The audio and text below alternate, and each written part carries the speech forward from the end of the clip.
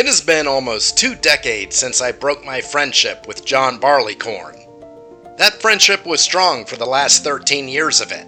After I met him, I only socialized periodically. Soon it became a weekly get-together like good friends do. It was nothing to worry about. Everyone I knew liked Johnny B on Friday and Saturday nights, but it seemed like everyone else eventually outgrew him as I only got closer. We started hanging out a few times during the week as well, but then one day he moved into my domain. That's when you realize Johnny isn't a friend at all.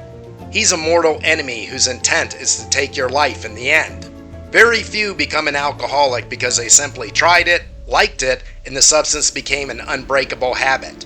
Very few also have the more than average drinking days of youth and become alcoholics. Many drink in college or during their one tour in the military, but many of those don't become alcoholics. Why? They leave the environment of drinking, and the want for it leaves as well. It was proposed decades ago that certain people have the, quote, alcoholic gene, the demon lying in wait for that first drink from the unsuspecting born addict who isn't aware of the opening of those floodgates. This concept is accepted as fact today in the rooms of Alcoholics Anonymous, but about half the doctors are now questioning this theory. They are maintaining that the disease isn't a disease but an emotional ailment that usually results from past abuse. And they seem to be right, for I've never met an alcoholic who didn't have an abusive past in childhood or adolescence. I'm sure a few exist, but I'm also sure they are the exceptions, not the rule.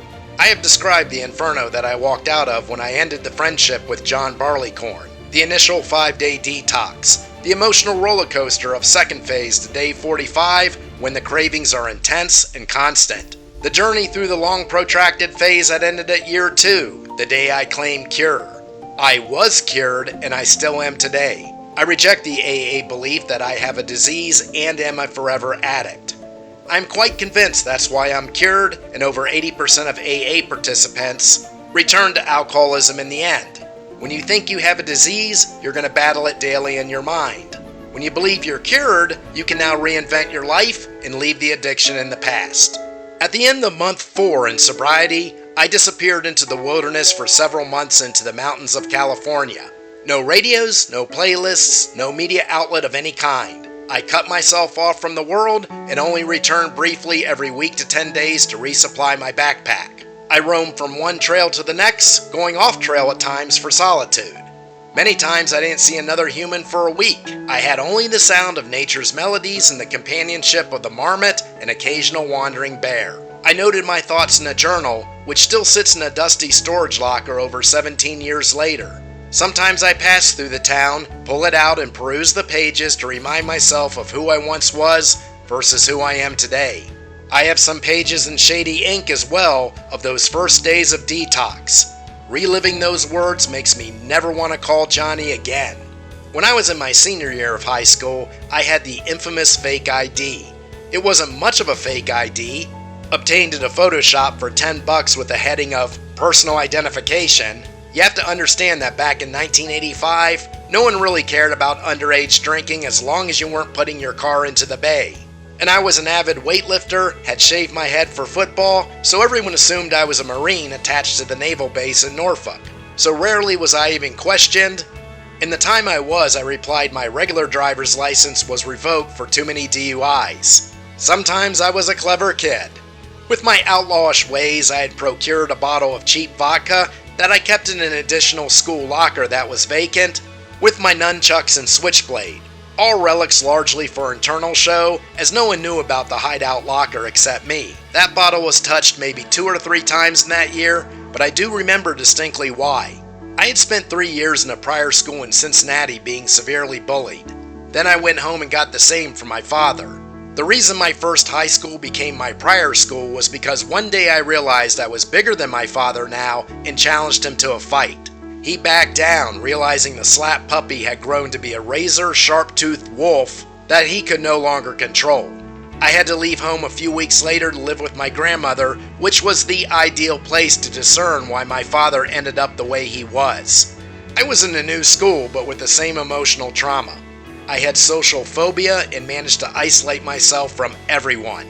For when you snub teenagers, regardless of the why, they are more than happy to return the favor. Those few times I opened that bottle was to counter the angst. It was just a little, a few swallows at most, but that liquid fire burned away my unease. So I thought. My first drunk, I have described in other works as well, was at my high school graduation party. I really didn't want to go to graduation, but was forced to by that same grandmother. I didn't have any friends, but it just wouldn't look right if I didn't walk down the aisle as proper with a Southern family member. I don't remember why I went to the party. I didn't go to homecoming or prom. Maybe it was a last-ditch attempt at normality, or maybe I just didn't want to hang around my grandmother any more than necessary before I left her. But I handled the event by getting smashed, and it went about as well as the story goes. For every first drunk when the lad doesn't have the experience to know that combining massive amounts of vodka and beer will not be a formula for a positive outcome. And this was my contemplation over 20 years later in those crisp, snow-capped mountains, sitting alone and staring at the silence of Emerald Lake in the high altitude of the Trinity Alps. Everyone else that night of graduation was drinking for the celebration of the monumental completion of a major checkpoint of life. I was ill the next day from attempting to nullify the pain of it. And this is what Alcoholics Anonymous gets wrong and why they have such a dismal failure rate for those who attempt to leave John Barleycorn by walking through the room's doors. AA misdirects the reason for the prior addiction. They tell the initial members that the alcoholism is a disease. It was a preconditioned addiction that they had no control over. When the real reason is never addressed, the person can't be cured of the affliction. It's like trying to treat the flu with a tetanus shot. It's the wrong treatment. That's why they contend that recovery is ongoing forever, because the initial cause was never investigated. Most never make it past the 6-month mark in the rooms. Of course they don't. They are still living in a past trauma or abuse that was never rectified. They just keep telling the alcoholic stories in the circle and chant the serenity prayer while they tell themselves they know they are sober today but couldn't tell you about tomorrow. Why did us alcoholic types want to drink? To deaden the pain of the past. Alcohol continued to be an anesthetic during my very painful, socially withdrawn early 20s. It relieves that view of being an outcast, whether you're around people or not. It was my first coping drug when at get-togethers to alleviate that social anxiety. Then it becomes your companion as well to relieve it when you're alone. If you spend enough years at it, then the day will arrive when you become physically addicted to John's liquid potion. At that point, you don't think you can live without it. If you stop, the detox symptoms will confirm this hypothesis. To quit it, you are going to have to go through the stages of withdrawal. Endure the intense and continuous cravings until they abate, as well as that hyper-emotional roller coaster until the ride ends. At the end of the second phase, I advise to recreate all the planes of your life to gain full cure and recovery. The physical, emotional, and advancement of self, whether career or otherwise. But you also must go back and solve the past. For the past is the reason the vast majority of alcoholics became that way. And this is where Alcoholics Anonymous goes very wrong. They don't address it, they relive it every night. Living in their addiction that is nothing but constant reinforcement of negativity. This does not aid in a person's recovery, and they are right to a point.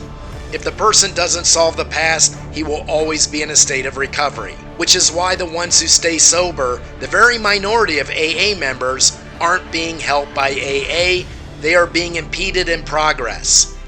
They will be stuck forever with a high chance of going back to their addiction, because they still carry that pain from yesteryear, and John Barleycorn still has that anesthetic to it. That's why they don't know if they'll be sober tomorrow, because they never solved yesterday. But if you solve this past trauma or abuse, the want to drink will vanish. It doesn't vanish immediately, and neither does the emotional war when you confront your demons. It may take counseling, or you may just read books by specialists like I did. But once you bury those demons, you won't have the desire to run with Johnny B. Sometimes those ghosts will rattle their chains from the attic, but they stay in the attic, not in your everyday life, and most of the time they're quiet. And so is John Barleycorn now. Now if you found this helpful, check out my condensed version of How to Beat Alcoholism. The small book, How I Beat Alcoholism and Why Alcoholics Anonymous Doesn't Work. Link is in the description, usually free on KDP. And remember, keep your contract, be sober at sundown, and I'll see you at the next sunrise.